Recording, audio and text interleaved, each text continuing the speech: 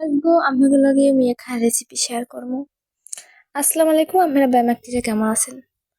তো রেসিপি বানাইতে যা যা লাগবে সেই সব কিছু মুই লইয়ে লইছি।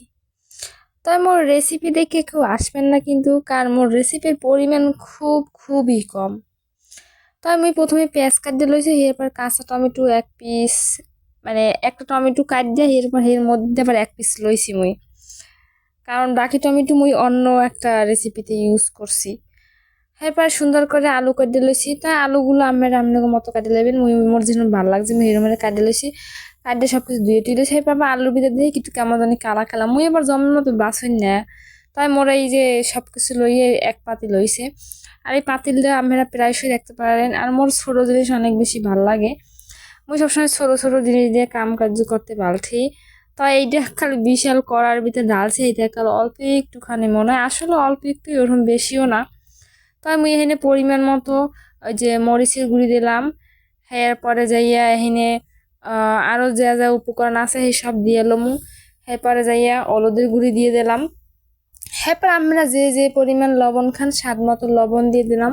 প্রথমে লবণ দিয়ে ভাবছিলাম বেশি হবে কিনা, কিন্তু না, এককালে মোর আজকে রান্নাটা এককালে পারফেক্ট হয়েছে। এরপর আমি একটু তেল দিয়ে দিছি। আমরা যে পরিমাণে তেল খান, মানে যে জিরো যে তেল খান হিয়ে দিয়ে লইবেন।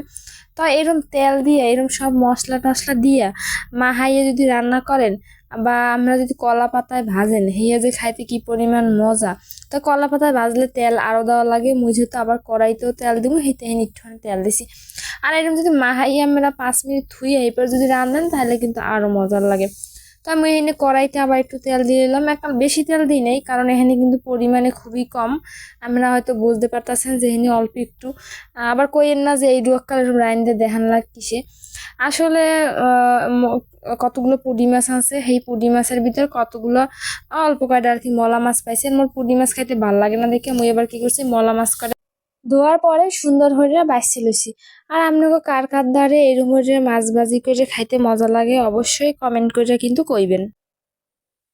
তো গাইস, আমার মতো রানতে মানে ভাজতে বসাই দিয়া তারপর হচ্ছে ফোন টিপতে বসবেন, এসে দেখবেন যে এরকম কালার হয়ে গেছে, কালো কালো একটু যে দেখা যায়। এই জন্য তাড়াহুড়ো করে আমি পানি দিয়ে দিয়েছি, কারণ আর একটু 1 মিনিট হলে একদম পুড়ে যাবে। তাই আসলে কিন্তু পরে নাই, একটু বা একটু হালকা কালার হয়েছিল, কিন্তু ওরকম কালার করলেও সমস্যা নেই, অনেকে এরকম একটু কালার করে খায়, কিন্তু মই কেমন জানি করতে ইচ্ছে করে নাই। আর মোর রান্না কিন্তু হয়ে গেছে, আর কইবেন কিন্তু মোর রান্নাটা দেখতে কেমন হয়েছে। আর সবাই ভালো থাকবেন, মন্দাটা তো অনেক মজা হয়েছে।